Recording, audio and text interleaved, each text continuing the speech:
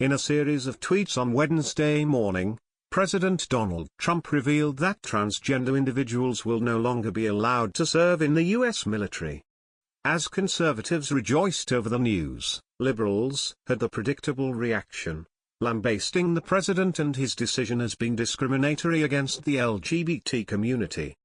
However, one wounded veteran had the perfect reply to this progressive nonsense, and it put everything into perspective. After consultation with my generals and military experts, please be advised that the United States government will not accept or allow transgender individuals to serve in any capacity in the U.S. military, President Trump announced Wednesday. Our military must be focused on decisive and overwhelming victory and cannot be burdened with the tremendous medical costs and disruption that transgender in the military would entail, Trump continued. Indeed, those who are mentally unstable to the degree that they actually believe they are trapped in the wrong body, as if somewhere inside their male physique there is a female hiding stealthily by, present a major distraction to the rest of military personnel, who do not have the same issue. Enter J.R. Saltzman, a wounded veteran who's curious to know how people who never served in the military suddenly know what is good for the armed forces. According to Young Conservatives, Saltzman set about educating the liberal masses via Twitter, and his tweets are now going viral, as they represent precisely what the bleeding hearts on the left needed to hear, namely, that the military is somewhere political correctness has absolutely no place. Saltzman also shared some of his personal backstories, according to Twitchy. I served in Iraq in 2006. For the first 5 months I was on a 12-man firebase out in the middle of nowhere in the desert, he wrote. Every day was Groundhog Day. Wake up and do the same patrols, the same shifts, every single day. It was so damn hot. 150 degrees in the gun trucks. Tracer fire would go overhead occasionally at night. IEDs on the road were a daily threat. We got resupplied food every 8 days, continued Saltzman. The stress of being out there and doing the same job every single day eats away at you. The younger guys had problems with it over time, he added. Any tiny little personal issue they had suddenly became a mountain.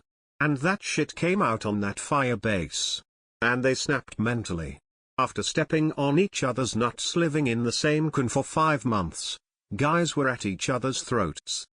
The stress made it worse, wrote the wounded veteran. Guys would literally snap over a Dear John letter. Their personal issues came out and they were instantly combat ineffective. Now take someone confused about whether they are a man/woman. Take those psychological and emotional issues and put them in that environment, explained Saltzman. Take that person, put them in that stressful war environment and watch what happens. He challenged liberals. It's a King ticking time bomb. You have to be incredibly tough mentally, physically and emotionally. War is not a King video game. It tests every ounce of your being. You can't teach someone to be a fearless warrior in a King PowerPoint. You either have it or you don't. You can hack it or you can't. We had guys who couldn't. When faced with combat situations they grumbled. They had mental and emotional issues. They were a liability, Saltzman wrote.